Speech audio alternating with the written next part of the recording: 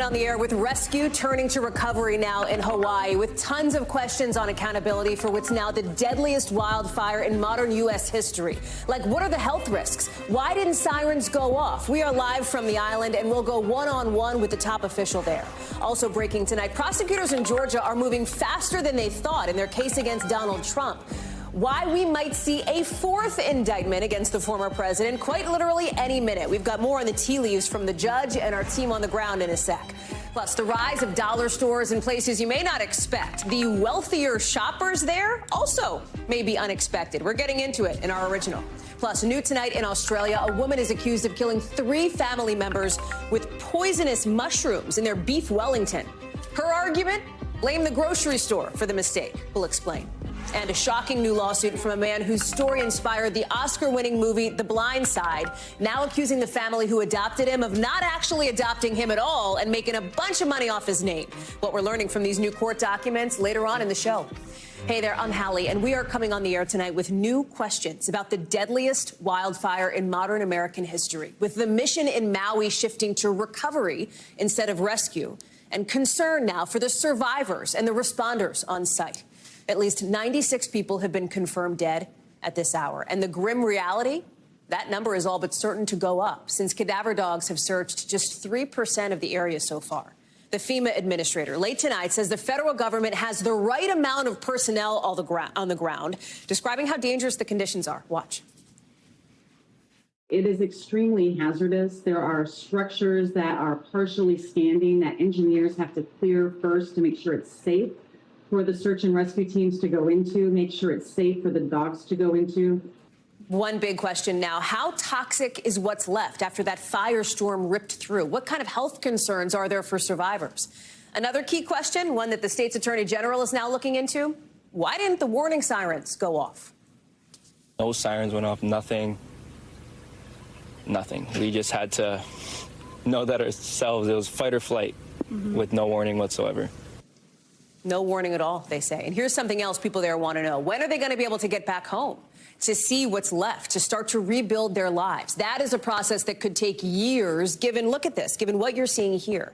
Houses burned to the ground, cars fried to the frames, trees turning into black sticks, with a new jaw-dropping estimate putting the cost of the damage at $7 billion. It is all hands on deck tonight as people from nearby towns and islands boat in supplies to Lahaina, everything from water to food to medical supplies. We'll be joined in a minute by a top official from Hawaii's Department of Defense. But first, let's get to Dana Griffin, who's live for us on the ground in Maui. Help us understand some of these questions and any answers we are getting to them. What are the health risks? Do we know more about why those sirens didn't go off? And what's the biggest need for people now? Yeah, the biggest need I can tell you right now, Hallie, is housing. We've got about 30 to 40 people here inside King's Cathedral, one of the evacuation centers. There are hundreds of people that need housing, if not thousands. They have set aside some hotel rooms to put people there, but the thing is those hotels only last for 30 days. Where are these people going to go after that? Because it's not like, people had to evacuate, but they're going back to their homes. They have absolutely nothing right now. And the big question is, how are they going to house these people? The governor has even appealed to Hawaiians across the state to open up their homes to these evacuees. We've seen so many donations being brought to shelters across the region. These are not near Lahaina, or at least, 30 minutes out. But the people who say they have friends and loved ones there say they need these sort of supplies to be moved into the area. Now, maybe there's a lot of logistical challenges. I spoke to one woman who has friends and family that live in Lahaina, and over the weekend she said things got really testy and resulted in looting. Listen to what she told me.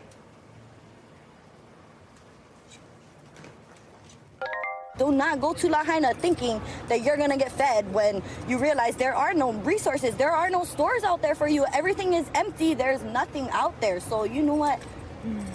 Just fair warning. And fair warning, a lot of people are angry. A lot of bad things is happening. People are going into survival mode. People are going into survival mode. We know that they are going to need, these evacuees, some 9,000 meals a day and hundreds of thousands of gallons of water. Hallie? How about the accountability piece of this, Dana? Because that seems to be where there is increasing focus now at this point. There's the federal response that's gotten some pushback from people. We heard the head of FEMA today say, well, we actually do have enough personnel on the ground. Tell me what your sense is from the folks that you're talking to. Yeah, I think even if this sort of disaster were to happen, say, mainland USA, this would still be a challenge for any department to handle. We heard from the police chief who says that his officers aren't really equipped for some of the things they're being asked to do. Listen to what he told Tom Llamas. My police officers, they're trained to go chase bad guys, respond to robberies, take reports, but they're not trained to go enter smoldering structures to go look for human remains. And Hallie, you touched on this earlier, but it's a big safety concern. There are potentially toxic chemicals in the ground, in the air. Some of those buildings may not be structurally sound. They have to bring in engineers to make sure it's safe for not only the search and rescue workers, but also those cadaver dogs. They are trying to bring more of them in, but they say they are taking this very slow. It's a methodical process, and they want to honor the dead. They don't want to just, do this in a hurry. So for people, the FEMA administrator said, be patient with us. This is going to take a really long time. Hallie? Dana Griffin live for us there in Maui. Dana, thank you so much. I want to bring in Jeffrey Hickman now, the Public Affairs Director for Hawaii's Department of Defense. Mr. Hickman, thank you so much for being with us. I know it has been an extremely long and difficult few days for you. Yes, it has. But, we work here with the motivation that what we're going through and the amount of effort we're putting out is nothing to what the Maui residents, are having to deal with, those who've been affected by the fire. So the Hawaii National Guard is a community-based organization, and we have members that are in the Guard, a part of those search and rescue teams who are actually from Maui. So it really does hit home. Thank you. And I'm so sorry to interrupt you there. I wanted to ask you, because as you talk about those people in Maui, I mean, you make that incredibly important point. What is the biggest focus for you to help them right now? What do they need the most? You know what? The governor has a 3-point thing. One is the family reunification, and that includes the search and rescue. Maui residents are giving DNA so they can match with remains that are being found. You heard that number, 3%, which is going to go up. I heard the governor say this morning that they're going to find about 10 to 20 bodies a day as they methodically search. It's going to take a while. But the search and rescue teams have been beefed up since Friday. It started with 48 people from the Hawaii National Guard. Now we have 20 cadaver dog teams from FEMA. We have 110 soldiers and airmen from the Hawaii National Guard that are assisting in that one mission of search and rescue. And right now it's searching and identifying. The next one is housing. Like your reporter said, it's a big one, to get people into hotel rooms and to get them out of shelters into a more permanent place to go. It's a gigantic challenge, something we haven't encountered. And the third is the Hawaii National Guard is sending another 100 people with a command and control element that will leverage the active duty forces and all of the benefits they have. That includes the Marines, Navy, Air Force, and all of their assets, whether it be engineering or transportation or manpower. They're all on board to help, and that's going to be fully mission capable starting tomorrow. Let me ask you, as we just heard from FEMA saying that they believe there is the appropriate number of personnel on the ground in Maui. You are the tip of the spear, you and your agency, the folks there in Maui. Do you believe that you have enough federal help at this point, or do you want more? You know what? FEMA and Maui County and the state, they're all working together. And Maui County is asking us what they need, and those needs are being filled. Right now is the pace that assistance has to happen, and the pace of the recovery. And it is going to be slow. The FEMA director had it correct. It is going to take time. We're asking patience. Our governor is wanting to say mahalo to the world for their aloha and compassion for the things that they're sending at this time. But the compassion is a big one. It is going to take time. We're talking months for the different stages of the recovery process and the rebuild. It's going to take a lot of time. Yeah. One of the questions people have had, and frankly, some of the anger that I'm sure you're aware of, is from locals who say there was not enough of an appropriate warning given. We've reported here at NBC News that those warning sirens did not go off. You mentioned the governor. I want to play what he said just moments ago here on this network. Let me play it. In this case, what appears to have happened was that the infrastructure was destroyed at such a great pace that we couldn't have any communications up whatsoever. So it sounds like what he's saying is the fire was moving so quickly, it destroyed the ability to get those sirens up. Help us understand what may have happened here, how this could have happened. Well, one of the first things is that a chance for a fire to affect Hawaii, it was relatively low on the list of disasters that we've had. We've had 2 eruptions, we've had multiple hurricanes, earthquakes, landslides, flooding, tsunami warnings. Fire is on the list. But this one, just the size and speed of it was incredible. The governor and the state attorney general will get to the bottom of what exactly happened. And we're not going to stop that process at all. We will get that information out. But right now, our priority is to the people of Maui and getting their needs fulfilled. But we will get to the bottom of what happened just prior to the fire hitting Lahaina. Jeff Hickman of the Hawaii Department of Defense, thank you so much for being with us tonight. I appreciate your time and your insight.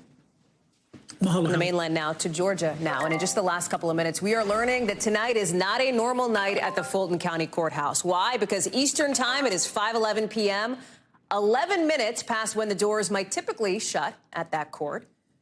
Another signal suggesting the prosecutors are picking up the pace, getting closer to announcing charges in what could be the 4th indictment against former President Trump. In just the last couple hours, here's some of the tea leaves we're reading. The district attorney moved a couple of interviews we thought would happen tomorrow to today.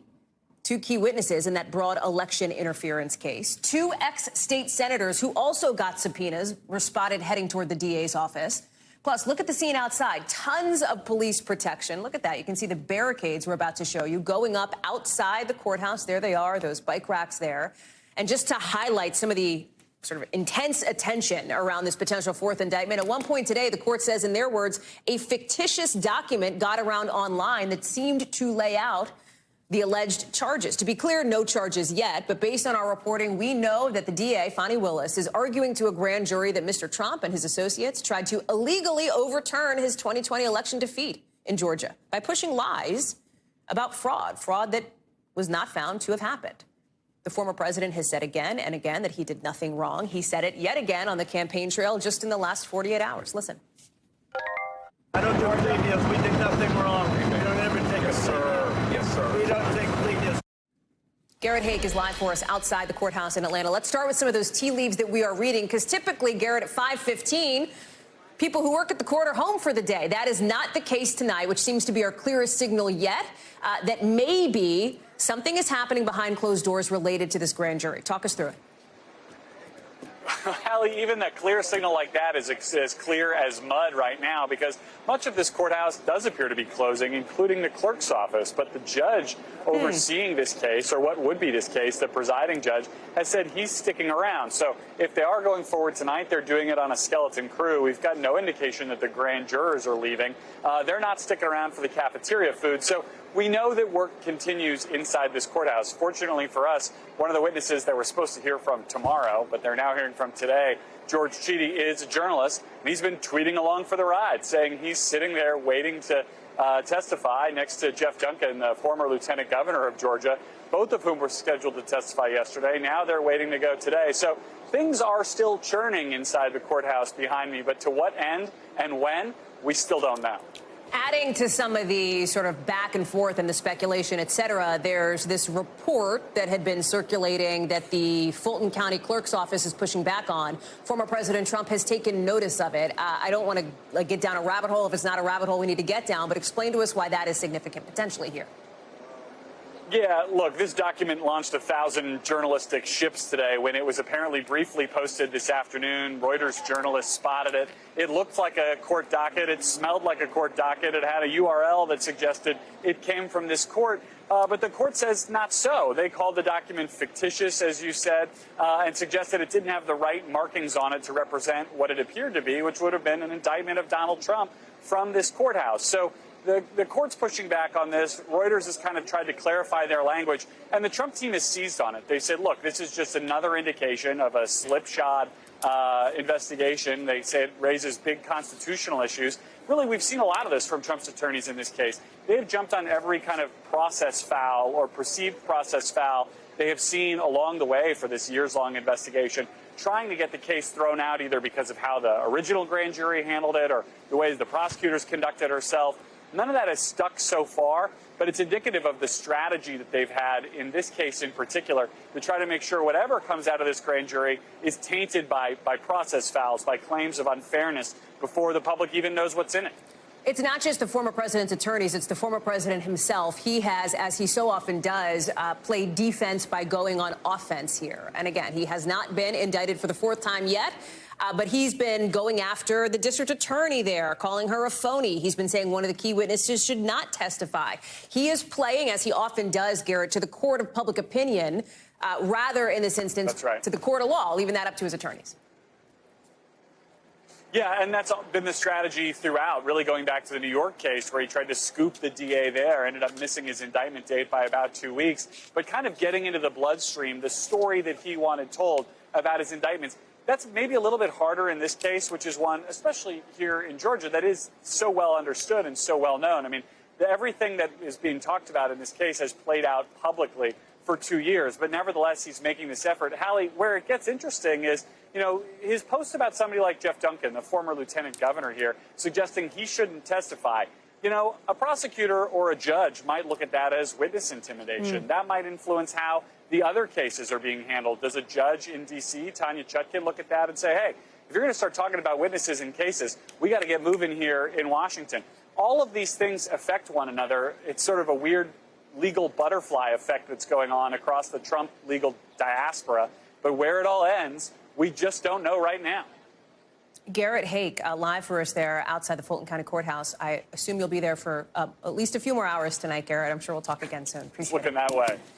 Thanks, Garrett. Lawyers for Hunter Biden are now blaming the DOJ for the collapse of their client's plea deal. A total 180 in the case against the president's son that's gone from a pretty much done deal to the appointment of a special counsel in just a matter of weeks.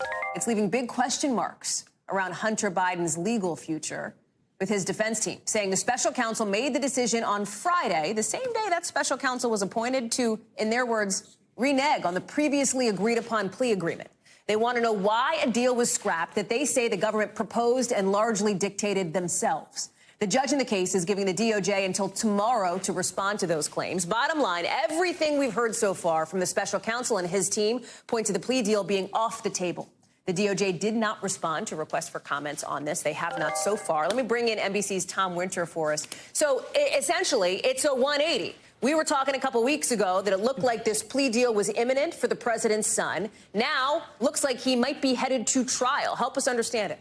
Right, and I think trial is all but guaranteed here on the tax charges, but specifically to what they were talking about today in that legal filing you were referencing, Hallie, has to do with the pretrial diversion agreement. It has to do with that potential gun charge. I say potential because the whole idea of a pretrial diversion agreement is that you don't actually get charged, you don't actually get to court. We can look at some of the terms of the deal, which break down what he was being offered. And on top of the fact that, you know, he would have to register in the NICS system and no violations of local, state, federal laws, that's pretty typical. It included a key graph that talked about that he would not be prosecuted, not just for the gun charges, but also for a statement of facts attached to the tax plea agreement. And this encompassed all of it, which was pretty much all of his foreign business dealings, or at least a significant amount of them, as well as all of his potential tax issues. Well, now Hunter Biden's defense team is arguing, hey, we signed it.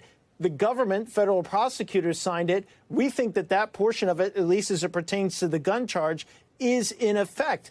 There hasn't been one last signature that was signed by probation, and that's what might jam all of this up. The judge has asked federal prosecutors to respond by noon tomorrow to these arguments. Tom Winter, live for us with more on that. Tom, on the Hunter Biden beat tonight, yet again, thanks. 2 Nigerian men are in custody this evening after the Justice Department did something it almost never does.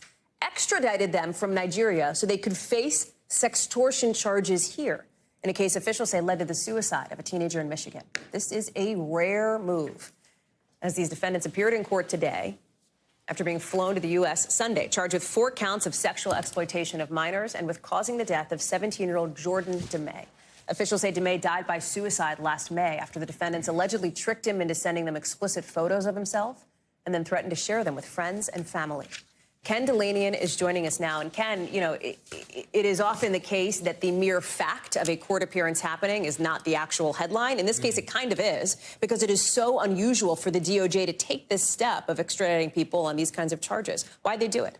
They did it because this is a horrific case, an absolute nightmare where these three men in Nigeria allegedly posed as a young woman, tricked this 17-year-old high school student, college-bound athlete, into sending explicit pictures, and then essentially extorted him, threatened to release these photos to all his friends and family if he didn't pay them $1,000. He said he only had $300.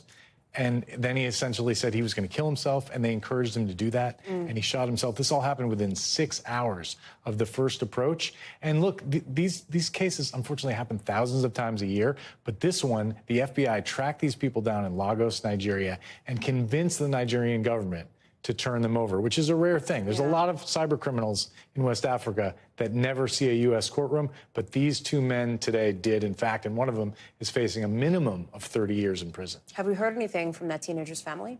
Yes, I spoke to his mom today. She is an incredibly brave woman. Her message to people is talk to your kids about this issue, because A, they should know that people are not what they seem necessarily on the internet, and they should never send explicit photos. But if they do, God forbid if they do, it's not the end of the world. There is life after pictures, as some of the authorities were saying. And, you know, they need to talk to adults and report it right away. And there are ways to minimize the spread of those photos. Where does this case go next, then? Well, there's a third defendant who they are trying to extradite now. And these two defendants who appeared in court today, they don't have lawyers. So they're proceeding through the criminal justice system, Hallie. Ken Delanian covering the story for us today. Ken, thank you so much. Appreciate it. Coming up here on the show, the former NFL player whose story inspired The Blind Side says the couple who took him in as a teen never actually adopted him and made millions off his name. What he wants the court to do now.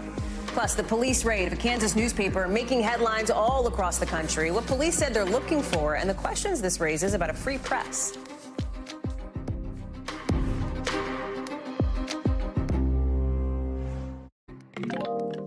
Nestle tonight recalling some of its Toll House cookie dough. What the FDA says maybe in some of the batches coming up in the 5 things. But first, a stunning lawsuit tonight involving a former football star, an Oscar-winning movie, and millions of dollars, as the man whose story inspired the Blind Side movie is now accusing the wealthy white family who said they adopted him of not doing any such thing.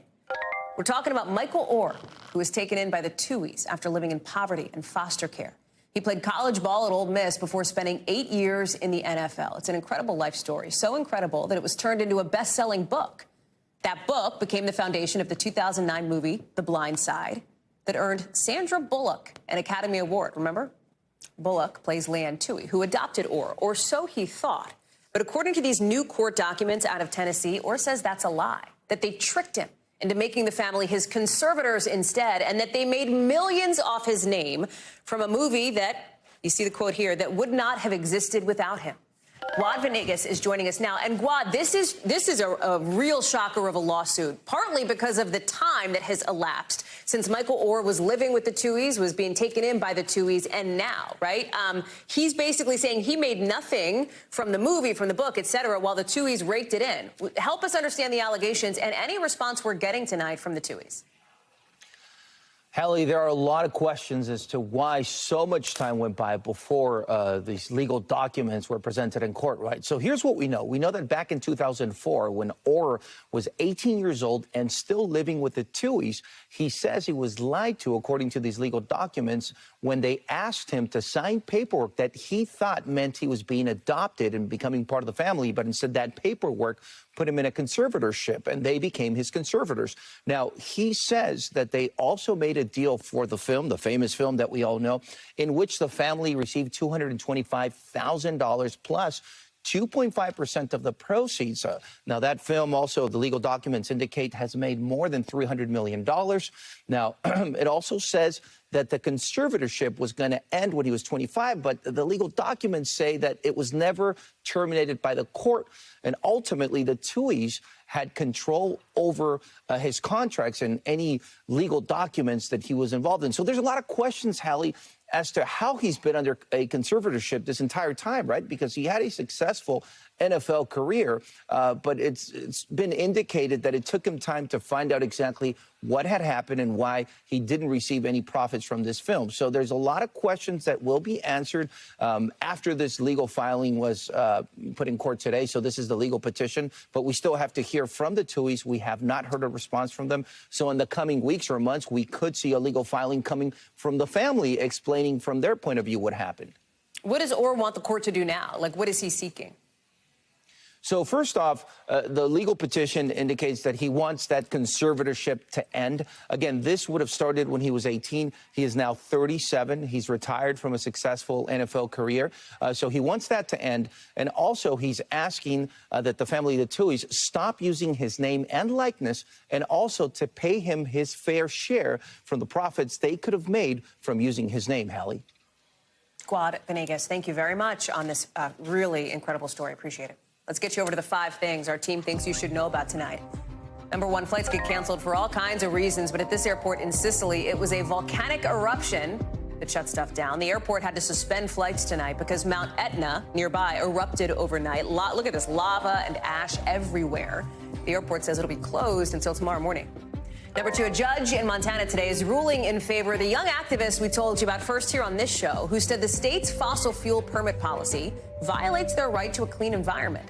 A lawyer for these activists called it a huge win. Thing is, the state legislature, made up mostly of Republicans, gets to decide what to do about the policy now. A spokesperson for Montana's attorney general says they plan to appeal. Number 3, check this out. The Coast Guard rescuing 4 missing divers off the coast of North Carolina, like 50 miles from Cape Fear. They were found with a strobe light. The Coast Guard says they were reunited with their family and friends and incredibly were not hurt. Number 4, you probably have seen this cookie dough in your lifetime. A little nostalgia there from Nestle Toll House. Well, secret ingredient, maybe wood?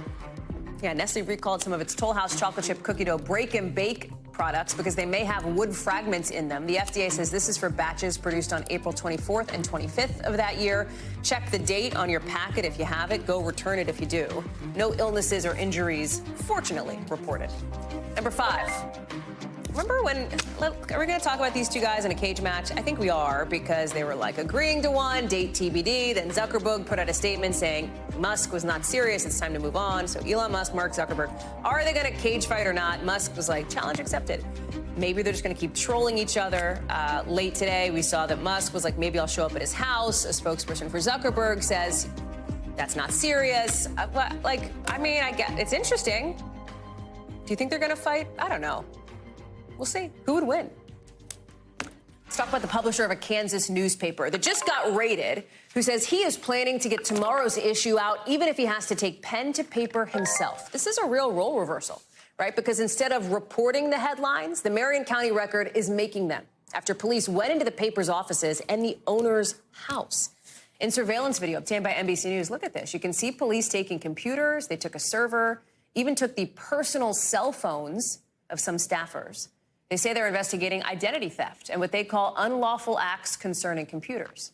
But the paper's owner thinks this raid is in response to a story in the paper last week about a local restaurant owner who had a reporter for the paper and its publisher removed from the restaurant as they were covering a local congressman's event there. The owner also says this thing was so stressful for the paper's co-owner, his 98-year-old mother, that she collapsed and died the day after the raid. He is now planning to sue. Stephanie Gosk is covering this, and she is joining us now. There's a lot to this, Steph, and I think one of the reasons why it's making such headlines nationally is because there are questions now about protections for this press, right? For the press, I should say. There's this letter that's been signed by a couple dozen news and press freedom groups basically saying, like, sent to the police chief there. Talk us through what we should know about this story and where it goes.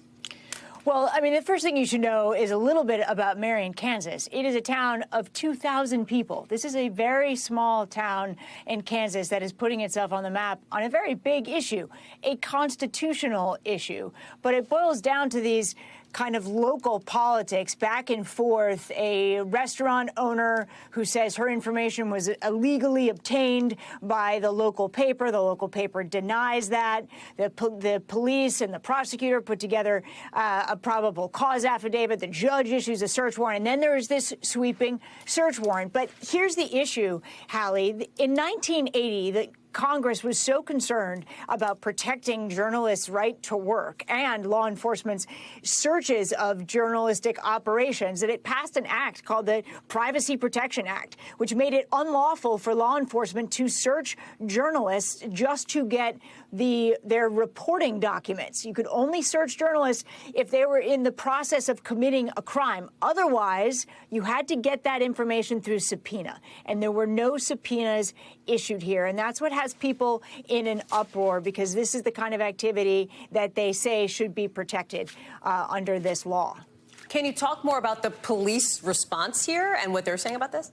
Sure. Well, there are exceptions, as I mentioned, to that Privacy Protection Act, right? So what they're saying is that this was an exception. And according to the police chief, he put out a statement and he said, as much as I would like to give everyone details on a criminal investigation, I cannot. I believe when the rest of the story is available to the public, the judicial system that is being questioned will be vindicated. You know, to get a search warrant, you have to file an affidavit of probable cause. And right now, that affidavit has not been made public, and that would lay out the evidence of a crime if there was one. So people are trying to get that. We've tried to get that today and had no success. Stephanie Gosk working it. I know. Steph, thank you very much. We'll be checking back for more updates as well. Appreciate it. When we come back, we'll take you live to Iowa, where RFK Jr. has been backtracking on some comments about an abortion ban. Why that's so surprising for a Democrat. Plus, LA officials say dozens of people made off with thousands of dollars worth of luxury stuff, what they allegedly used to fight off security guards later in the local.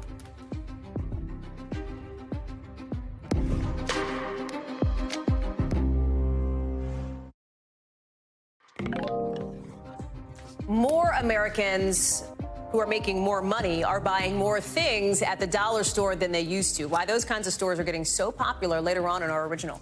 But first, RFK Jr., Robert F. Kennedy Jr., a Democratic challenger to President Biden in 2024, is now walking back some comments on abortion that put him way out of step on an issue that we know matters to a lot of Democratic voters. Talking about this moment, talking about abortion rights, in a conversation with our Hallie on Sunday at the Iowa State Fair. Listen. I believe that a decision to abort a child should be up to the women during the first 3 months of life. So 3 months, you would sign a federal cap on that? Yes, I would. Once a child is viable outside the womb, I think then the state has an interest in protecting that child. Okay, so here you have now in a statement to NBC News, Kennedy's team saying this was just a big misunderstanding, chalking it up to a, in their words, crowded, noisy exhibit hall, saying that Kennedy does not support legislation banning abortion. To be clear, the question from Hallie was about federal action to protect abortion. Kennedy brought up the 3 months thing on his own. Those comments coming in the middle of maybe the biggest political event in the lead up to the first in the nation Iowa caucus set for January, where nearly every Republican candidate and a couple of Democrats are trying to get people in Iowa on their side. That includes Donald Trump and Ron DeSantis, given this sort of rare split screen of the two of them at the state event. The same event, I should say. Hallie Vitale, who is posted up still in Iowa, is joining us live tonight. So let's talk about this Kennedy situation here. He brought up this 3 month thing, right? That after 3 months, then perhaps, in his words, the state would have, and I'm paraphrasing here, an interest in stepping in here. That is not in line with where Democrats are, Democratic voters in a primary. So is this a strategy for him? Was this a misstep for him? What do we think?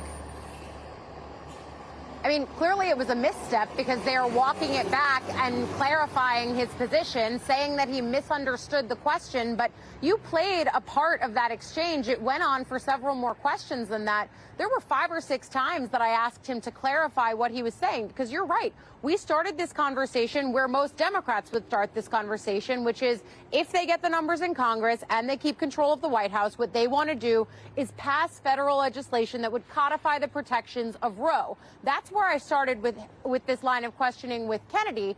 He's the one who said that would be a protection up to 3 months.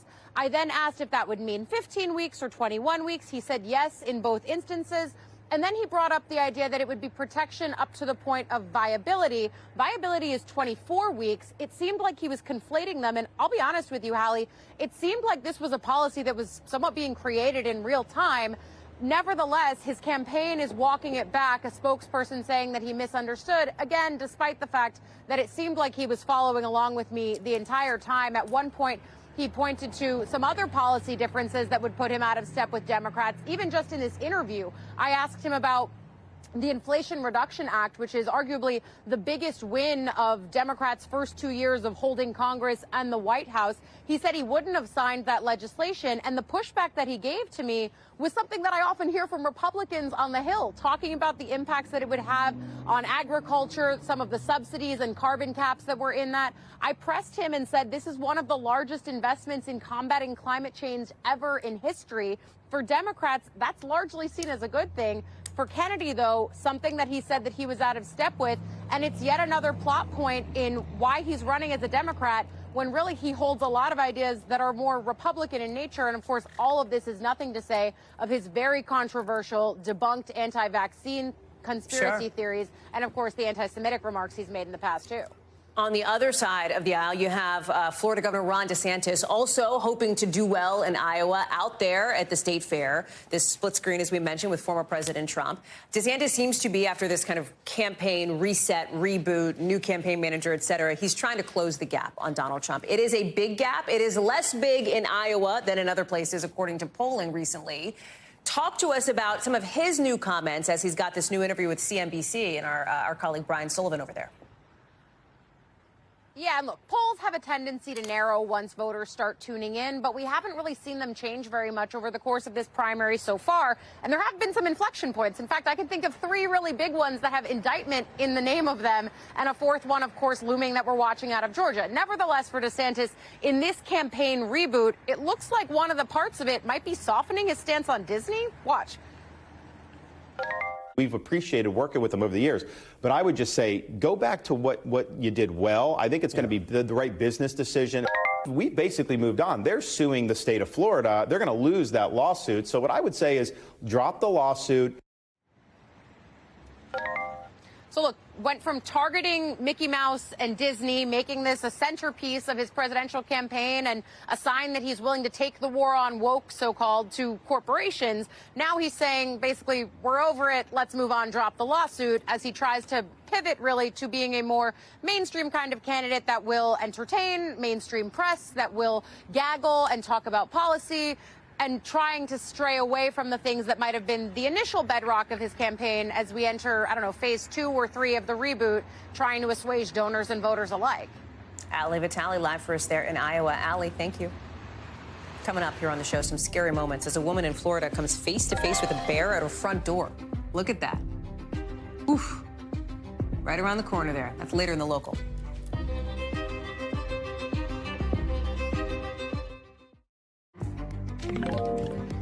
Tonight, we're learning the names of 2 of the victims from a sudden and terrifying house explosion in Pennsylvania, with officials trying tonight to figure out why this happened. Father and son Casey and Keegan Clontz are 2 of the 5 victims of the explosion that was captured on Ring cameras all around the neighborhood. Just horrific, with flames swallowing up that house, nothing left.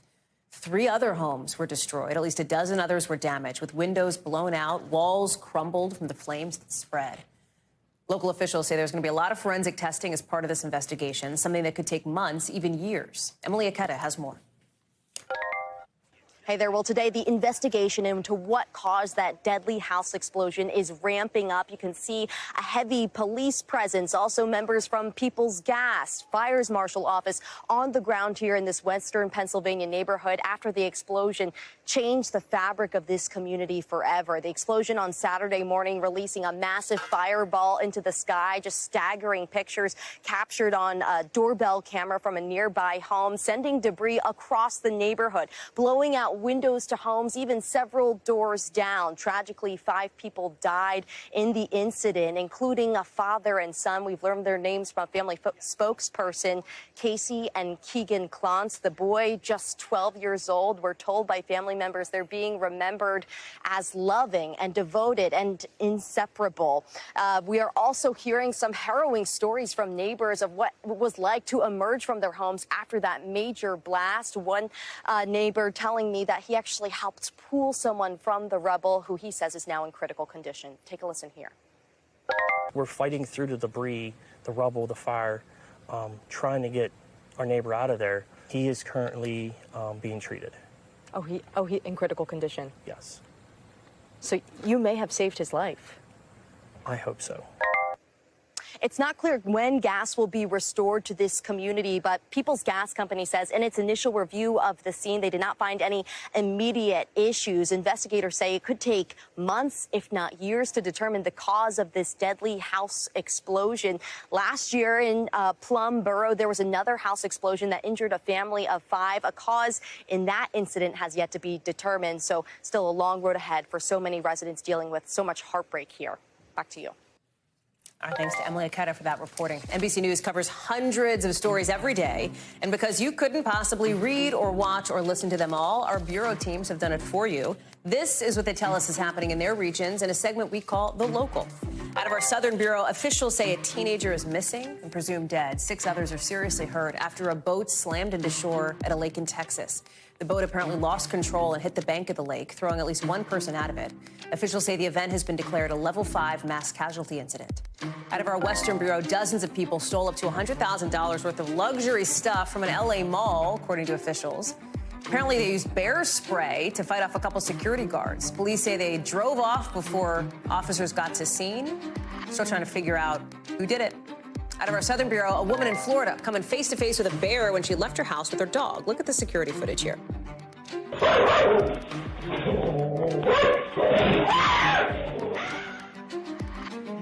That is terrifying. She said her dog let her outside to get cats off the porch. That's definitely not a cat, of course, but when the two of them ran away, the woman and her dog, the bear did too, thank goodness.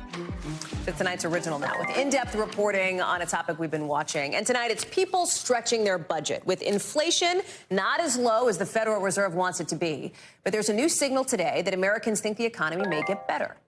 This new survey finds people think inflation will cool off over the next few years.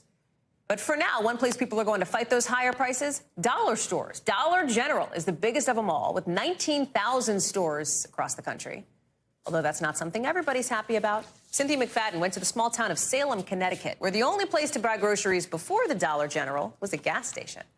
The Google eyes for $1. I can tell you for a fact, a big box craft store, those are like $3.99. Tanya Lehman is the kind of teachers kids dream about. The kind who knows how to put googly eyes to good use. If they have a birthday or they're having a bad day, I'll make them something. Christmas, Easter, Halloween, I give them little gift bags full of stuff. Lehman teaches music in rural Salem, Connecticut. We have really very rich people here, and we have extremely very poor people.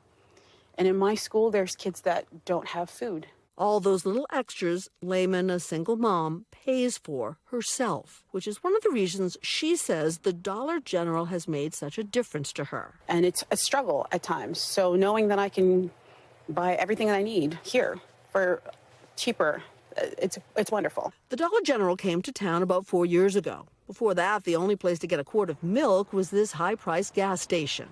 Michael Downing is also happy with the dollar store. We met him checking out eggs. Look at the price. Yes, absolutely. $1.50? A dozen. It's unbelievable. I mean, that is probably a third of what most other stores charge for them. No question, a quick comparison shows eggs are cheaper here than the area's grocery stores, which are all a significant drive away. The closest is a 30-minute round trip. Downing has a good job with a top company, but says he feels no stigma shopping in the discount store. In fact, a recent report suggests discount stores appeal to an ever-widening group of Americans. Households with six-figure incomes are 15% more likely to shop at a dollar store this year than they were a year ago. Everything has risen so high that if they can keep the prices low, which they do, then that's where the people will go. It isn't hard to find a Dollar General with more than 19,000 stores across the country. One report found that dollar stores were the fastest growing food retailer, increasing by almost 90% between 2008 and 2020. But company spokesman Crystal Luce says don't call them a grocery store. Dollar General is not a grocery store. We are today's general store. Why does it matter? Perhaps in part to help stave off criticism about what you cannot buy at most Dollar Generals. Fresh fruit, fresh vegetables, meat, or fish. We have components of a healthier meal in every single Dollar General store. And so when you look through the store, there's frozen vegetables, there's canned vegetables, there's canned fruits. There's a lot of items there to be able to make healthier meals and decisions for customers. But critics say dollar stores are turning food deserts into food swamps. Protests have erupted in some places like Toledo, Ohio, claiming dollar stores have driven grocery stores, which do carry less lucrative but healthier produce, out of business. Nevertheless, Dollar General is just getting started, according to their CEO, Jeff Owen, who had this to say at the company's December earnings call. In the U.S. alone, we have 16,000 additional opportunities. That's right, 16,000 possible new stores, adding, he hopes, to a vibrant bottom line. Last year, Dollar General made $3.3 billion profit. It's the little things. It is. In a very not diverse demographic town, not only do they have black hair care, but they have quality black hair care, a lot cheaper than I bought when I had to drive 20 minutes to go somewhere else. And these days, for many shoppers, cheaper sounds better. Cynthia is joining us now. I think cheaper often sounds better, Cynthia. That is for sure, I think, for a lot of people. But what's so interesting here is that the nexus between some of these dollar stores and the economy it's kind of a more complicated picture than you might initially think, as you talked about in the piece. Can you pull on that thread a bit? Well, let's just start with the premise, and I think this is so important to point out. There are three major chains that have dollar in the title, and together, Hallie, get this, they have more stores collectively than Starbucks and Walmart and McDonald's put together. Now, that's a lot of stores, so little wonder, perhaps, that in some communities there's a pushback. In fact, over the last several years, 71 communities, according to a study we looked at, have stopped a Dollar General from building a store in their community. Why are people concerned? Well, one thing is not only do they push out in some cases stores that already exist, they also have such a lock on the community that many times local stores can't get a foothold. So many consumers are really concerned, and I think it is worth remembering they aren't a grocery store, in fact, if you consider a grocery store a place that also has fresh produce and meat and fish. So it's a tricky needle to thread, and I think that communities are struggling. But imagine 16,000 more, according to the CEO. Wow. That is a wow indeed. Cynthia McFadden, it's good to see you, Cynthia, as always. Thank you for bringing us your original reporting here tonight. Still to come. Pretty bizarre case in Australia. Investigators are launching a murder investigation after 3 people died, maybe from the mushrooms in their meal. But the woman who cooked it is saying about whether or not they were poisonous.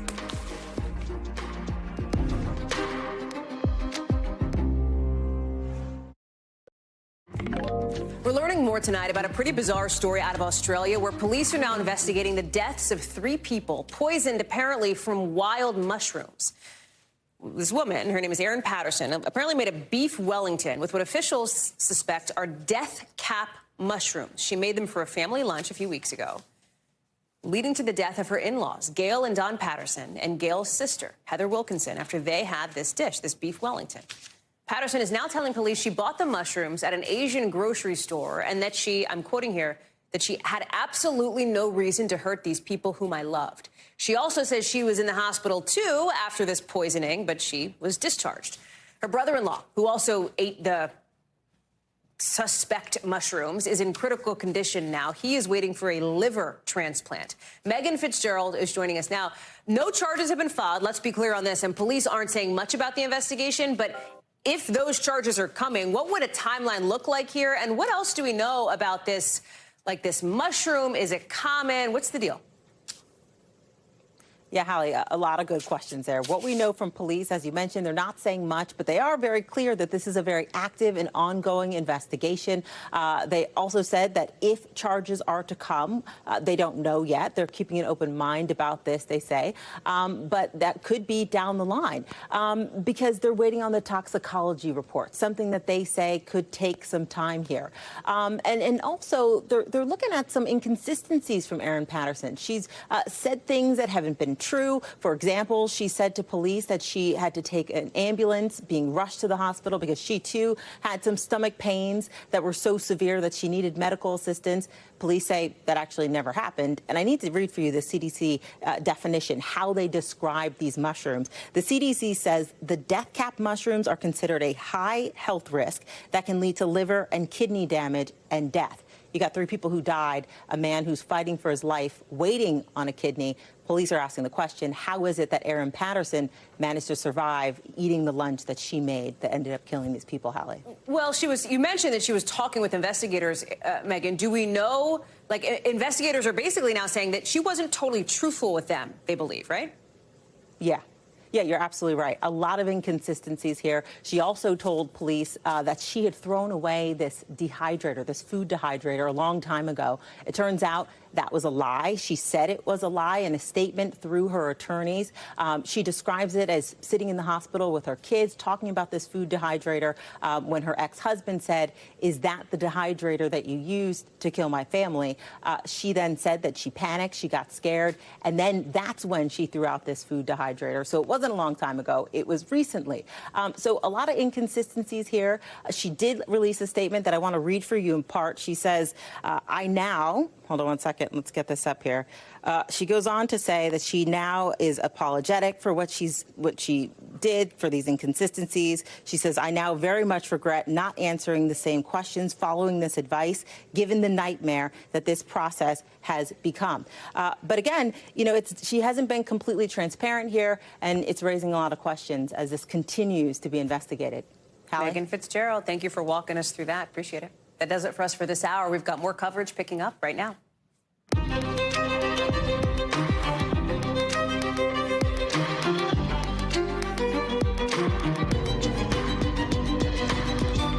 We are coming on the air with rescue turning to recovery now in Hawaii, with tons of questions on accountability for what's now the deadliest wildfire in modern U.S. history. What are the health risks now? Why didn't sirens go off? People are angry.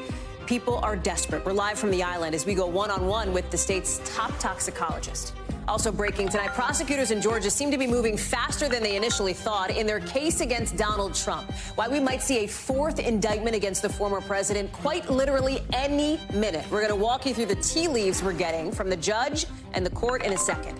Then new arguments out from Hunter Biden's legal team blaming the Justice Department for a plea deal gone wrong, what it might mean for that new special counsel investigation.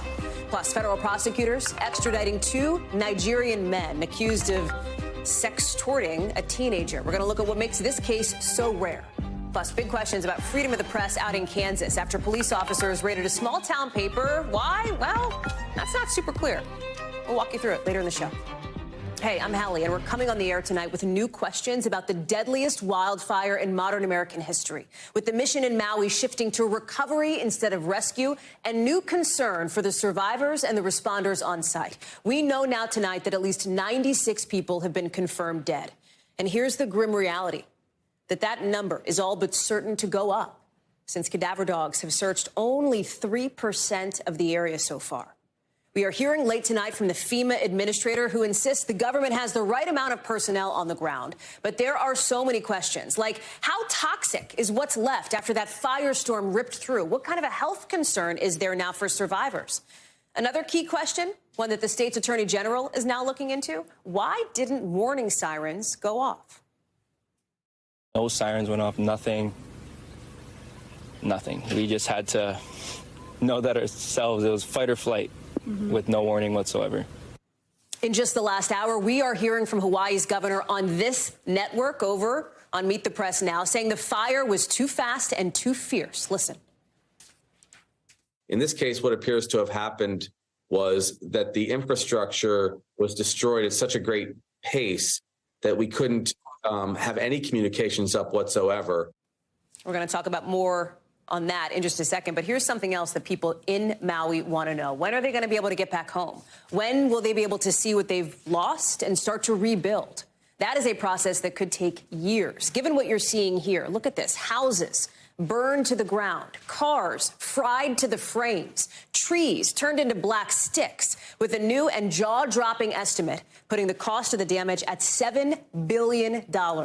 It is all hands on deck tonight as people from nearby towns and islands are boating in supplies to Lahaina, everything from water to food to medical supplies. We're going to be joined in just a minute by one top health official from Hawaii, but I want to get to Dana Griffin, who is live for us on the ground in Maui. Help us understand what we know, if anything, about the answers to some of these questions, Dana, because this is new information tonight on the siren issue from the Hawaii governor, that the fire simply moved too fast, that essentially this storm of flames overtook some of these early warning systems. Yeah, and we're actually hearing from experts who say even if those sirens had sounded, they're usually used for tsunami warnings, right? So they sound and it usually alerts people, okay, let's go inland. That would not have been the direction you would want people to go because that's the way the flames came down into the town and to the coast, according to witnesses.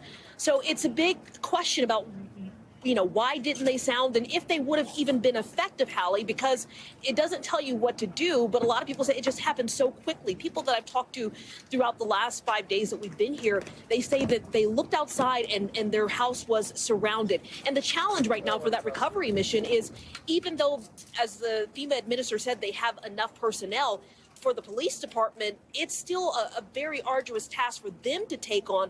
Listen to what the police chief told our Tom Yamas about what his officers are having to experience out there. My police officers, they're trained to go chase bad guys, respond to robberies, take reports, but they're not trained to go enter smoldering structures to go look for human remains.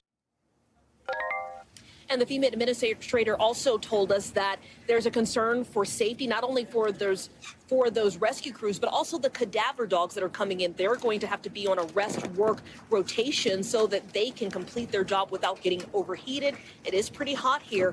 And he also talked about, you know, the fact that this is going to take a long time. Only 3% of the disaster zone has been searched, and there are thousands of buildings that need to be searched and probably thousands of cars. A lot of people tried to escape when the fire came through, so a lot of bodies are being found also inside vehicles, Hallie. Can you give us a sense, Dana, of what it's like when you're talking to people on the ground there who are just desperate to get back to their homes, desperate to find family members, any word of what have happened to the people that they love? Yeah, they're desperate to get in there. Right now, they're only allowing people who can prove that they live in Lahaina to get past those checkpoints. They really want a lot of the supplies that are being brought to shelters like this to make it into Lahaina. I spoke with 2 women who were very frustrated about that. Listen to what they told me. Do not go to Lahaina thinking that you're going to get fed when you realize there are no resources. There are no stores out there for you. Everything is empty. There's nothing out there. So you know what? Just fair warning. And fair warning, a lot of people are angry. A lot of bad things is happening. People are going into survival mode. Now, more resources are being brought into the area, and hopefully it's going to help with that situation. We know a store has opened, a 24-hour store, and 2 gas stations, Hallie, have also opened in Lahaina. Dana Griffin, live for us on the ground in Maui. Dana, thank you very much. I want to bring in now Diana Felton, state toxicologist for Hawaii's Department of Health. Thank you so much for joining us tonight, Diana. I appreciate your time. Hi. We have seen these images, and it's just horrific what continues to come out of Maui, what's left behind from this fire. We saw the smoke. We see now these burned buildings, with concerns being raised about how toxic this could be. The FEMA administrator just says that is affecting how fast they can get in and do some of these searches. I want to play a bit of that for you. It is extremely hazardous. There are structures that are partially standing that engineers have to clear first to make sure it's safe for the search and rescue teams to go into, make sure it's safe for the dogs to go into. From a toxicity standpoint, Diana, how dangerous is the mission on the ground right now? There are a lot of hazards currently affecting the workers and any people that may be in the area. As the FEMA administrator mentioned, the debris and the structural component is a big one. But as you mentioned, there's also a fair amount of hazardous chemicals that are particularly in the ash in the burned out areas. So we really urge caution, and we urge people to really be careful, protect themselves, and really be conscientious of all the hazards, as we really do not need any more illness or injury after this horrible event. Should people be wearing PPE, masks, certain equipment as they're going back into their homes, as they're in some of this material that you're talking about? What is the recommendation here?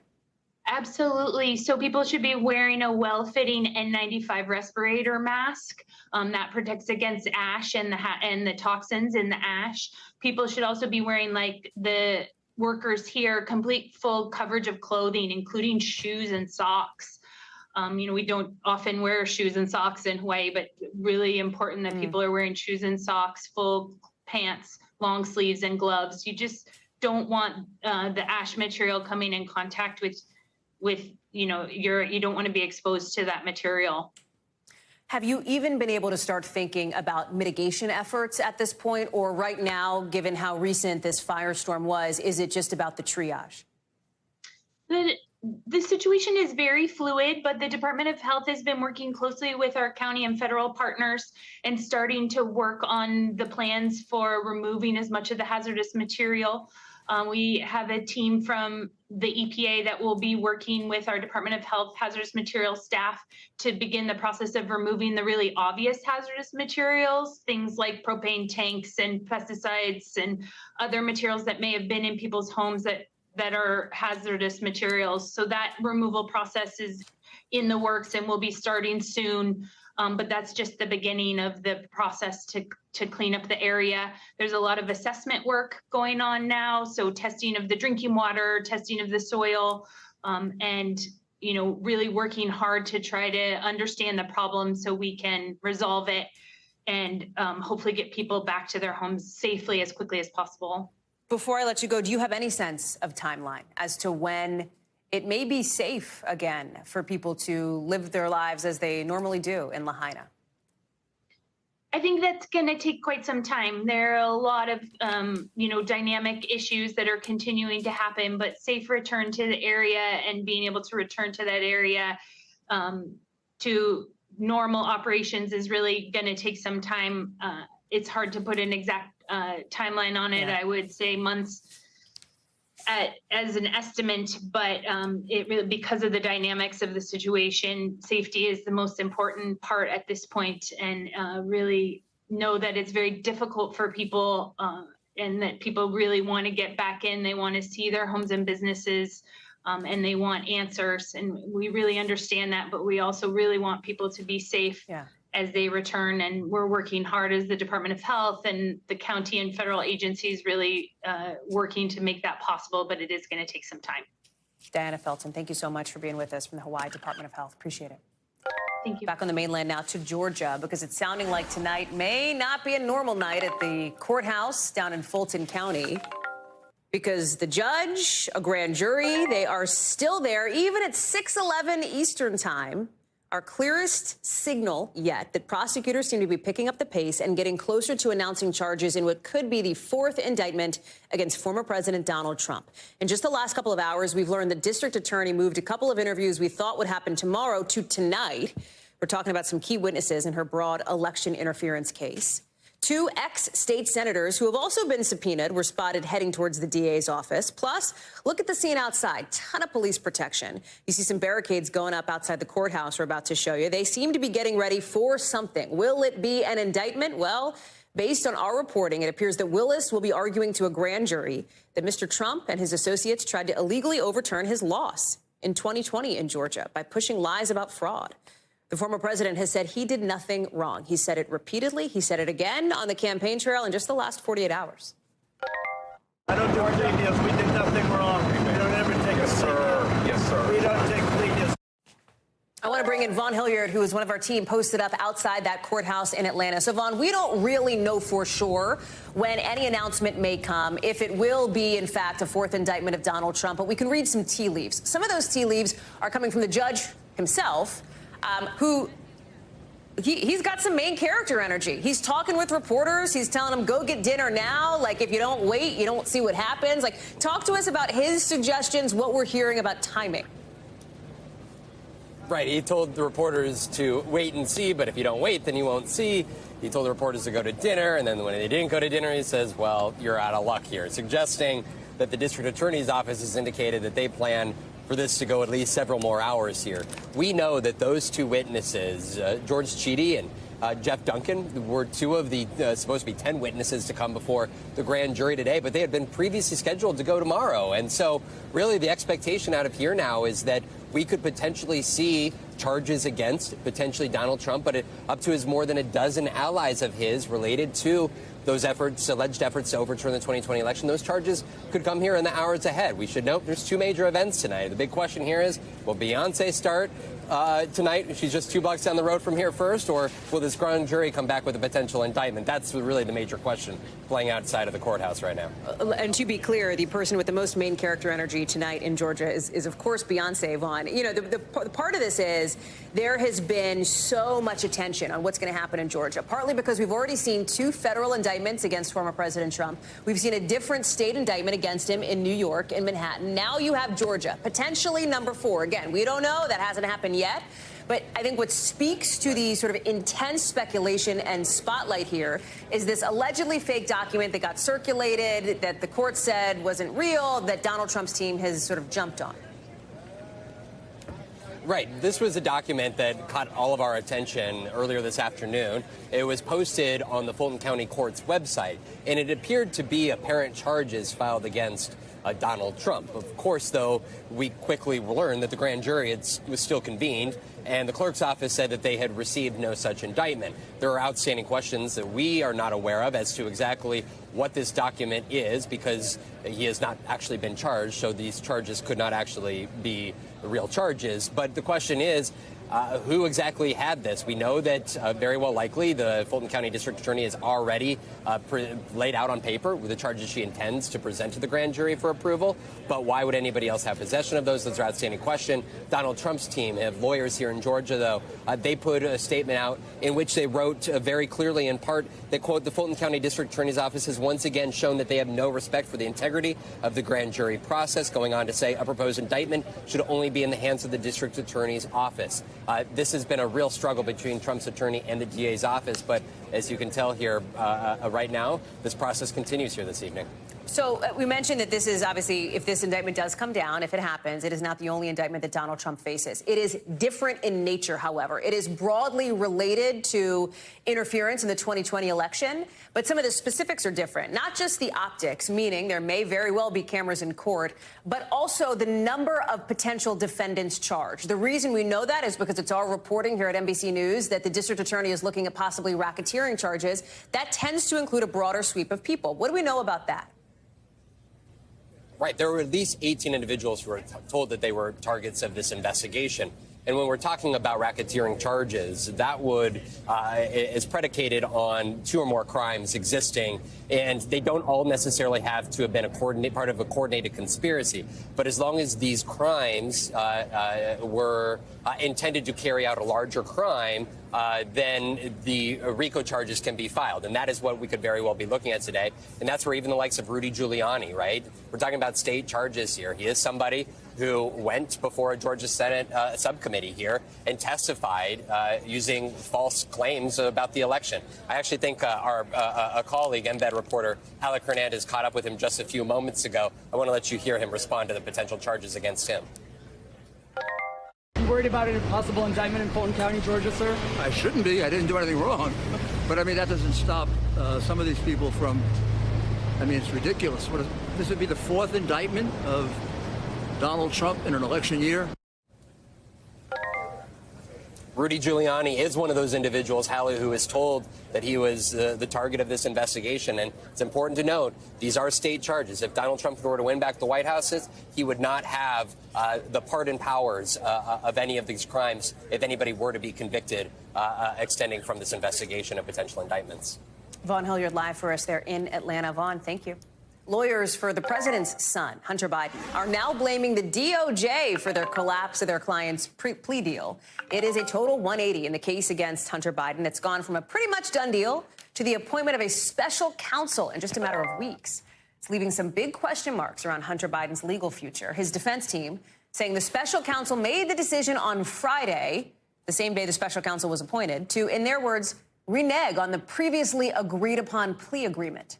They want to know why a deal was scrapped that they say the government proposed and largely dictated themselves. The judge in the case is giving the DOJ till tomorrow to respond. Bottom line, everything we've heard so far from Special Counsel David Weiss and his team points to this plea deal being off the table. The DOJ has not responded to our request for comment so far.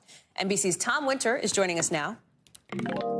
So essentially, it's a 180. We were talking a couple weeks ago that it looked like this plea deal was imminent for the president's son. Now, looks like he might be headed to trial. Help us understand it.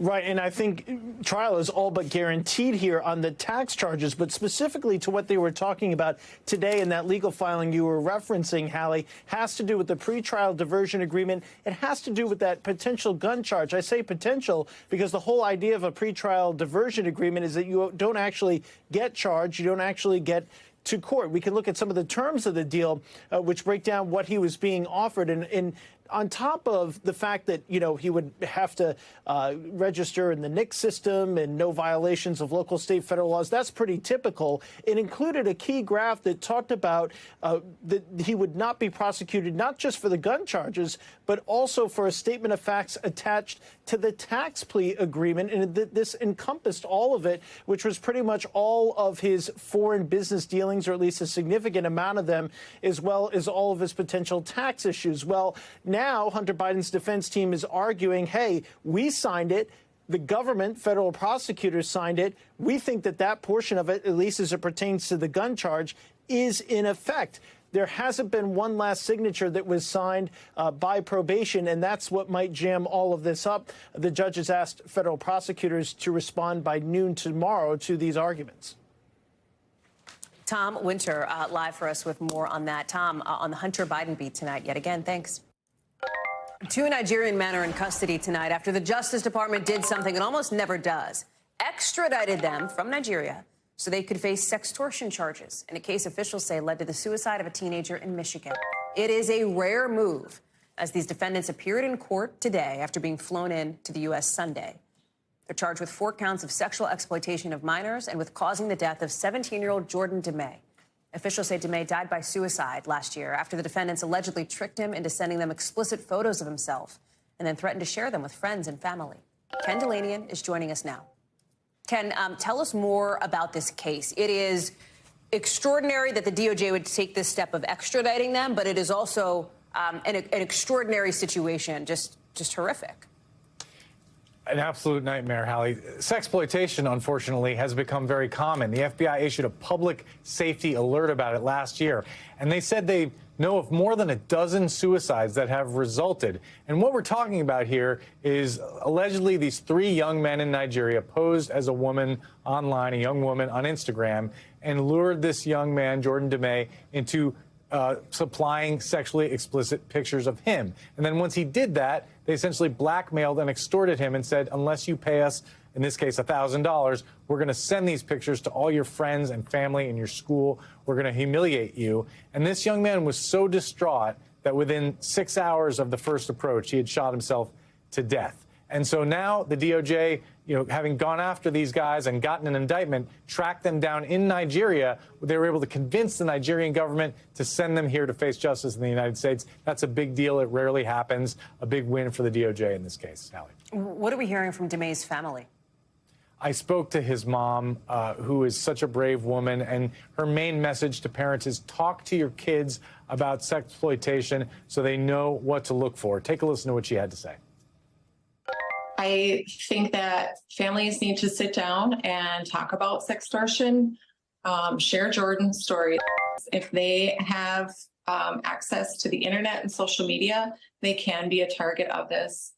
Have open conversations, let your children know that if this does happen to them, even if they proceed with things, go to an adult. The last point is key, Hallie, because even if these pictures, God forbid, are shared, there is life after that. That's what authorities want these young people to focus on. Don't make a rash decision. Talk to adults. You'll get through it, Hallie. Ken Delaney, an important reporting. Thank you so much for bringing it to us here tonight. Appreciate it. Coming up here on the show, an all-star major leaguer getting pulled off the field, but not because he's hurt. Why the league is investigating some social media posts about Tampa Bay Rays player Wander Franco. Plus, how officials say a 13-year-old boy survived a nearly 100-foot fall into the Grand Canyon. That's coming up in the 5 Things.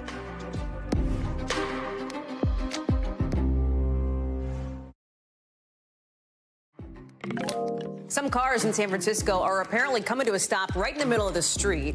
What officials say is to blame for it, coming up in the 5 Things. But first, a stunning lawsuit tonight involving a former football star, an Oscar-winning movie, and millions of dollars. We're talking about the man whose story inspired the Blind Side movie. He's accusing the wealthy white family who said they adopted him of not doing any such thing. This is Michael Oher. Remember, he was taken in by the Tuohys after living in poverty and foster care. He played college ball at Ole Miss and then spent 8 years in the NFL. It's an incredible life story, so incredible that it was turned into a best-selling book and then a movie in 2009, The Blind Side, featuring Sandra Bullock. She won an Oscar for that. So Bullock plays Leanne Tuohy, who adopted Oher, or so he thought. But according to these new court documents out of Tennessee, Oher says that's a lie. He says they tricked him into making the family his conservators instead, and that they made millions off his name from a movie that would not have existed without him. Guad Venegas is joining us now. It's an extraordinary lawsuit for a number of reasons, in part because Oher says in this suit that he only found out in February of this year that he was never actually adopted at all. Explain that. Hallie, a lot of questions to be answered, and it's shocking to find out that he was never adopted. So a lot of us want to know what happened, right? So this conservatorship would have began, according to those legal documents, in 2004, when Michael Oher was only 18 years old and he still lived with the Tuohys. That was when he says they told him they would adopt him, but the paperwork he needed to sign was the paperwork for the conservatorship, something he says at the time he didn't completely understand. Now, that meant that the movie that was made, for which we all got to know Michael Oher, the profits of the movie, according to him, were given to the family, $225,000 plus 2.5% of the proceeds, legal documents indicating that the money would have made at least $300 million. Again, he was placed under a conservatorship, not an adoption, which, by the way, was not terminated by the court when he was 25, something that was listed in those legal documents. Because they were his conservators, the Tuohys, they had control over his contracts and to make business deals under his name in the future. So this is what's listed, of course, in these documents. We still have to wait for a response from the Tuohys, Hallie, to see what their side of the story is. So in the coming weeks or months, we could see legal action taken by them to see how they explain why he entered a conservatorship and why they didn't adopt him. What does Oher want the court to do at this point? In other words, what is he seeking? So as of now, he's asking that they stop using his name. So he wants the Tuohys to be barred from using his name. He's also asking to legally end the conservatorship with the court. And for the future, he also wants to get his share of the profits from the film. Now, if we look at the timeline, 2004, he was 18 years old, is when he would have signed a document that put him in this conservatorship. The movie came out a few years later, right after he finished playing football in college. That's when the movie came out. And of course, those profits would have happened. Now, after that, he had a successful NFL career. It is said that during that time, he was busy with other things that kept his mind on not what the profits of the movie would have been. So there's a lot of questions to be answered again as to why it took him this long to figure out this happened and why it's now that he's ending this conservatorship and he's asking for the profits from that film, Hallie. Guad Venegas, thank you very much for that reporting.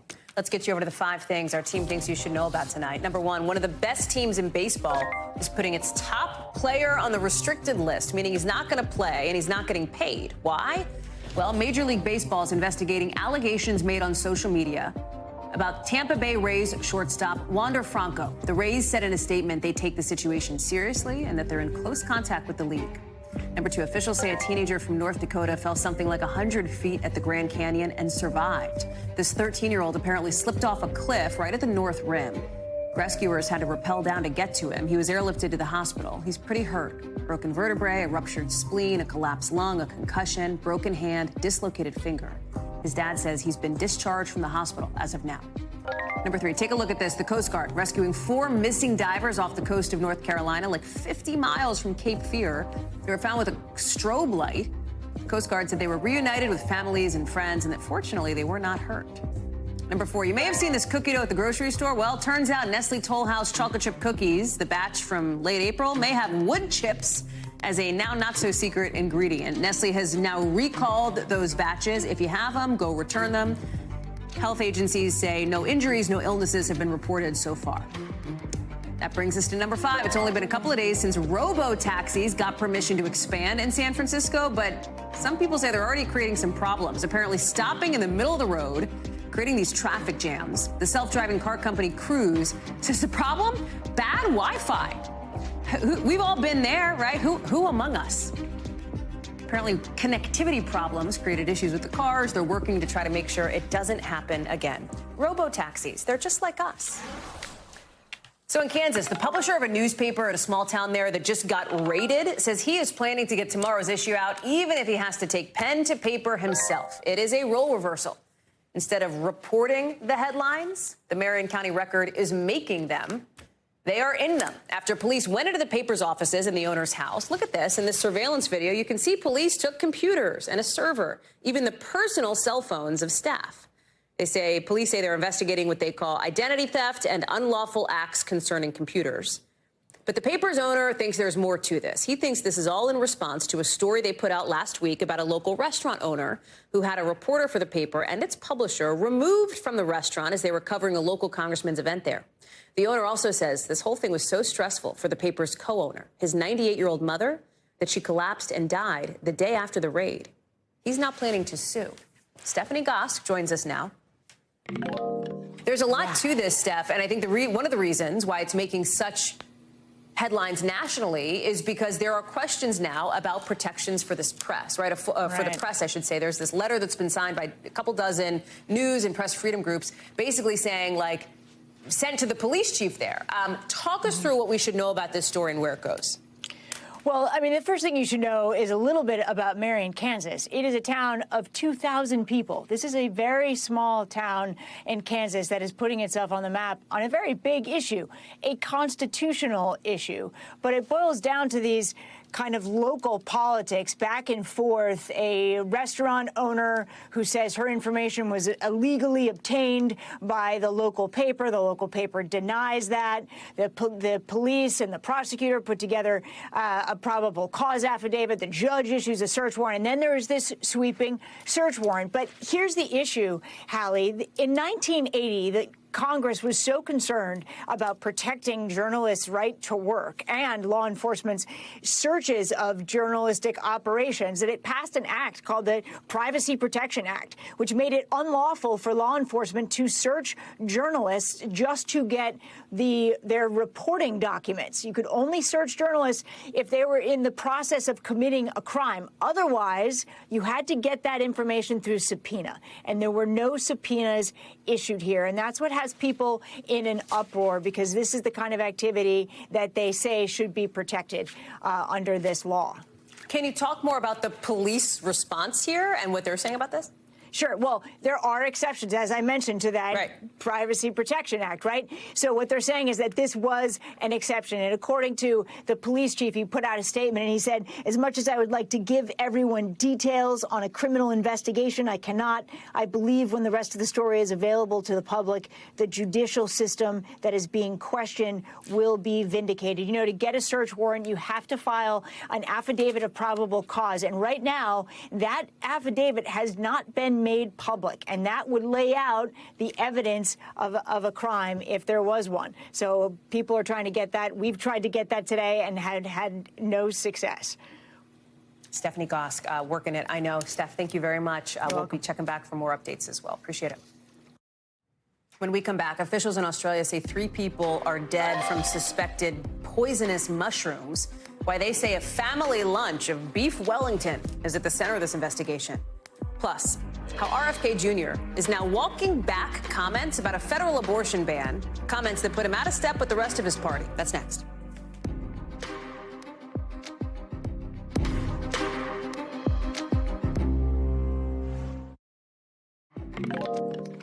Big search and rescue effort happening right now in Myanmar, why officials there say at least 30 people have gone missing. That's later in the Global. But first, Robert F. Kennedy Jr., of course, a Democrat who is posting up this long-shot challenge to President Biden for the Democratic nomination for the White House. He now is walking back comments on abortion that put him out of step on an issue we know matters to a lot of Democratic voters. Talking about this moment in a conversation with NBC's Hallie on Sunday at the Iowa State Fair in Des Moines. Listen to some of that. Would you sign a federal protection to protect the rights that were in the Roe precedent if you were president? I believe that the decision to abort a child should be up to the women during the first 3 months of life. So 3 months, you would sign a federal cap on that? Yes, I would. Once a child is viable outside the womb, I think then the state has an interest in protecting that child. Now, in a statement to NBC News, Kennedy's team is now saying this was a big misunderstanding. They're chalking this up to a crowded, noisy exhibit hall, saying that Kennedy, I'm quoting here, does not support legislation banning abortion. Let's be clear about what you heard in that clip. The question from Hallie, as you heard, was about federal action to protect abortion. Kennedy brought up the 3-month thing. He went in his own direction with that answer on his own. Comments coming in the middle of maybe the biggest political event in the lead up to Iowa's caucus set for January, where nearly every Republican candidate and 2 Democrats are hoping to get Iowans on their side. Of course, the state fair, you see some of the images there. Giving us this kind of rare split screen, Donald Trump and Ron DeSantis. Same place, roughly the same time. Hallie, who is posted up still in Iowa, is joining us now. So let's talk about this Kennedy situation here. He brought up this 3-month thing, right? That after 3 months, then perhaps, in his words, the state would have, and I'm paraphrasing here, an interest in stepping in here. That is not in line with where Democrats are, Democratic voters in a primary. So is this a strategy for him? Was this a misstep for him? What do we think? I mean, clearly it was a misstep because they are walking it back and clarifying his position, saying that he misunderstood the question. But you played a part of that exchange. It went on for several more questions than that. There were 5 or 6 times that I asked him to clarify what he was saying, because you're right. We started this conversation where most Democrats would start this conversation, which is if they get the numbers in Congress and they keep control of the White House, what they want to do is pass federal legislation that would codify the protections of Roe. That's where I started with this line of questioning with Kennedy. He's the one who said that would be a protection up to 3 months. I then asked if that would mean 15 weeks or 21 weeks. He said yes in both instances. And then he brought up the idea that it would be protection up to the point of viability. Viability is 24 weeks. It seemed like he was conflating them. And I'll be honest with you, Hallie, it seemed like this was a policy that was somewhat being created in real time. Nevertheless, his campaign is walking it back, a spokesperson saying that he misunderstood, again, despite the fact that it seemed like he was following along with me the entire time. At one point, he pointed to some other policy differences that would put him out of step with Democrats. Even just in this interview, I asked him about the Inflation Reduction Act, which is arguably the biggest win of Democrats' first 2 years of holding Congress and the White House. He said he wouldn't have signed that legislation. And the pushback that he gave to me was something that I often hear from Republicans on the Hill, talking about the impacts that it would have on agriculture, some of the subsidies and carbon caps that were in that. I pressed him and said, this is one of the largest investments in combating climate change ever in history. For Democrats, that's largely seen as a good thing. For Kennedy, though, something that he said that he was out of step with, and it's yet another plot point in why he's running as a Democrat, when really he holds a lot of ideas that are more Republican in nature. And of course, all of this is nothing to say of his very controversial, debunked anti-vaccine conspiracy theories, and of course, the anti-Semitic remarks he's made in the past, too. On the other side of the aisle, you have Florida Governor Ron DeSantis also hoping to do well in Iowa out there at the state fair. This split screen, as we mentioned, with former President Trump. DeSantis seems to be, after this kind of campaign reset, reboot, new campaign manager, et cetera, he's trying to close the gap on Donald Trump. It is a big gap. It is less big in Iowa than in other places, according to polling recently. Talk to us about some of his new comments as he's got this new interview with CNBC and our colleague Brian Sullivan over there. Yeah, and look, polls have a tendency to narrow once voters start tuning in, but we haven't really seen them change very much over the course of this primary so far. And there have been some inflection points. In fact, I can think of 3 really big ones that have indictment in the name of them, and a 4th one, of course, looming that we're watching out of Georgia. Nevertheless, for DeSantis, in this campaign reboot, it looks like one of the parts of it might be softening his stance on Disney. Watch. We've appreciated working with them over the years. But I would just say, go back to what you did well. I think it's going to be the right business decision. We basically moved on. They're suing the state of Florida. They're going to lose that lawsuit. So what I would say is drop the lawsuit. So look, went from targeting Mickey Mouse and Disney, making this a centerpiece of his presidential campaign and a sign that he's willing to take the war on woke, so-called, to corporations. Now he's saying, basically, we're over it, let's move on, drop the lawsuit, as he tries to pivot, really, to being a more mainstream kind of candidate that will entertain mainstream press, that will gaggle and talk about policy, and trying to stray away from the things that might have been the initial bedrock of his campaign as we enter, I don't know, phase 2 or 3 of the reboot, trying to assuage donors and voters alike. Hallie Vitale live for us there in Iowa. Hallie, thank you. Coming up here on the show, dozens of people are dead after flooding and landslides in India. White House officials warning that events like these could become way more common.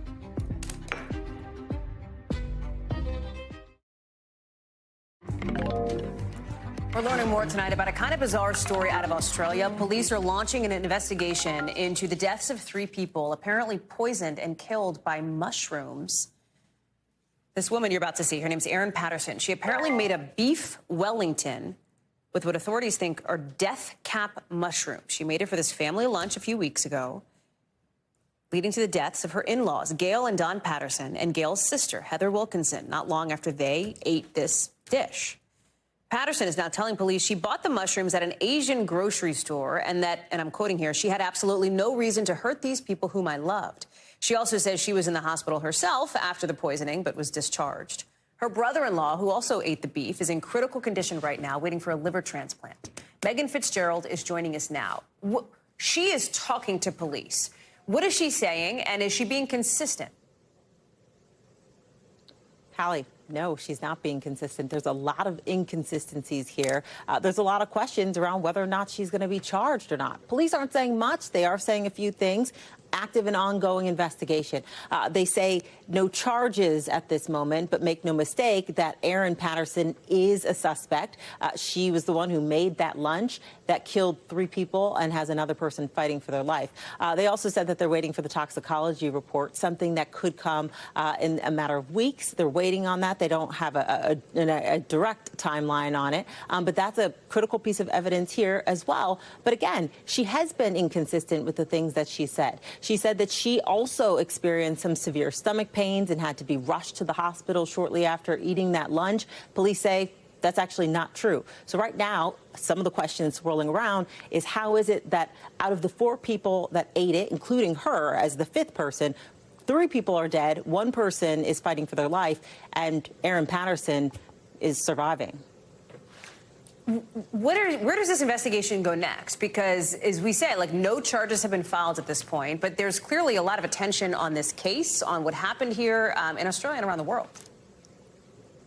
Yeah, you're absolutely right. There's a lot of questions here, and that's the questions that have been posed to police. What happens next? How will you determine whether or not she's going to be charged? They're being very tight about what they say, not saying much at all, but we do know that there is a media outlet in Australia that received a statement from Patterson through her attorney where she talks about how she lied. She lied about this food dehydrator that she told police that she got rid of a long time ago. But in fact, her ex-husband had mentioned something about that dehydrator, saying, is that what you used to kill my family with? She says in this statement that she panicked and she then threw it away. So again, there are these inconsistencies. There are a lot of questions around whether or not this is just a tragedy and an accident, or if this in fact was a murder, Hallie. Megan Fitzgerald, live for us on that story. Megan, thank you so much. NBC News covers hundreds of other international stories every day, and because you couldn't possibly read or watch or listen to them all, our foreign desk has done it for you. Here's some of what they're watching in a segment we call The Global. Out of India, at least 48 people have been killed after floods and landslides hit the Himalayan region of the country. All this rain flooded roads and washed away houses. All the schools and colleges in the state are closed because of it. Scientists say disasters like this are becoming more frequent because global warming is adding to glacier melt there. Out of Myanmar, dozens of people are missing and several others hurt after a different huge landslide at a jade mine. The head of a local rescue team told the Associated Press the landslide swept the miners into a lake. More than 100 rescuers are now looking for any survivors.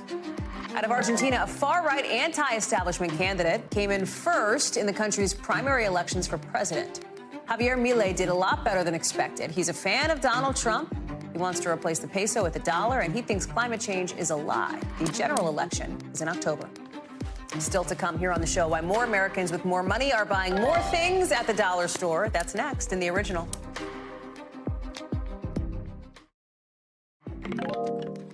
To tonight's Original now, with in-depth reporting on a topic we've been watching. A lot of people are looking to stretch their budgets with inflation still high, at least higher than the Fed wants it to be.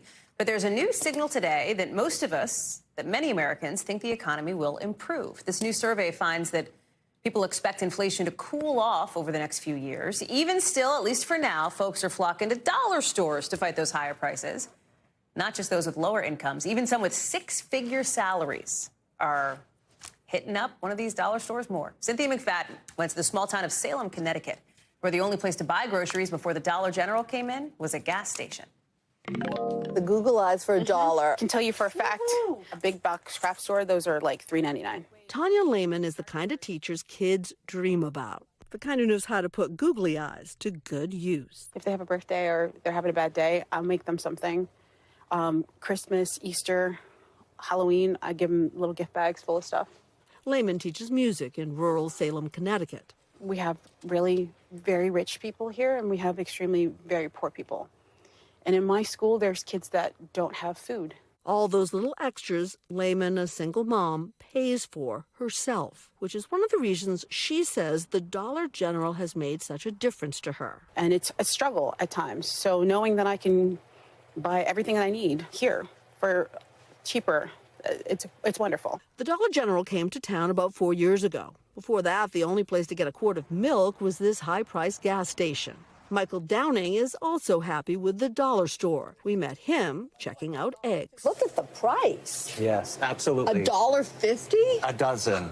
It's unbelievable. I mean, that is probably a third of what most other stores charge for them. No question, a quick comparison shows eggs are cheaper here than the area's grocery stores, which are all a significant drive away. The closest is a 30-minute round trip. Downing has a good job with a top company, but says he feels no stigma shopping in the discount store. In fact, a recent report suggests discount stores appeal to an ever-widening group of Americans. Households with six-figure incomes are 15% more likely to shop at a dollar store this year than they were a year ago. Everything has risen so high that if they can keep the prices low, which they do, then that's where the people will go. It isn't hard to find a Dollar General with more than 19,000 stores across the country. One report found that dollar stores were the fastest growing food retailer, increasing by almost 90% between 2008 and 2020. But company spokesman Crystal Luce says don't call them a grocery store. Dollar General is not a grocery store. We are today's general store. Why does it matter? Perhaps in part to help stave off criticism about what you cannot buy at most Dollar Generals. Fresh fruit, fresh vegetables, meat, or fish. We have components of a healthier meal in every single Dollar General store. And so when you look through the store, there's frozen vegetables, there's canned fruits. There's a lot of items there to be able to make healthier meals and decisions for customers. But critics say dollar stores are turning food deserts into food swamps. Protests have erupted in some places like Toledo, Ohio, claiming dollar stores have driven grocery stores, which do carry less lucrative but healthier produce, out of business. Nevertheless, Dollar General is just getting started, according to their CEO, Jeff Owen, who had this to say at the company's December earnings call. In the U.S. alone, we have 16,000 additional opportunities. That's right, 16,000 possible new stores, adding, he hopes, to a vibrant bottom line. Last year, Dollar General made $3.3 billion profit. It's the little things. It is. In a very not diverse demographic town, not only do they have black hair care, but they have quality black hair care, a lot cheaper than I bought when I had to drive 20 minutes to go somewhere else. And these days, for many shoppers, cheaper sounds better. Cynthia is joining us now. I think cheaper often sounds better, Cynthia. That is for sure, I think, for a lot of people. But what's so interesting here is that the nexus between some of these dollar stores and the economy it's kind of a more complicated picture than you might initially think, as you talked about in the piece. Can you pull on that thread a bit? Well, let's just start with the premise, and I think this is so important to point out. There are three major chains that have dollar in the title, and together, Hallie, get this, they have more stores collectively than Starbucks and Walmart and McDonald's put together. Now, that's a lot of stores. So little wonder, perhaps, that in some communities there's a pushback. In fact, over the last several years, 71 communities, according to a study we looked at, have stopped a Dollar General from building a store in their community. Why are people concerned? Well, one thing is not only do they push out, in some cases, stores that already exist, they also have such a lock on the community that many times local stores can't get a foothold. So many consumers are really concerned. And I think it is worth remembering they aren't a grocery store, in fact, if you consider a grocery store a place that also has fresh produce and meat and fish. So it's a tricky needle to thread, and I think that communities are struggling. But imagine 16,000 more, according to the CEO. Wow. That is a wow indeed. Cynthia McFadden, it's good to see you, Cynthia, as always. Thank you for bringing us your original reporting here tonight. And thank you, all of us, for joining us here on NBC News Now. It is so good to be back with you. I will see you right back from this seat, or maybe from New York tomorrow. You can find us anytime on so many places. Just search Hallie Jackson Now on Peacock, Hulu, YouTube, and more. We've got a bunch more coverage as Top Story picks it up right now.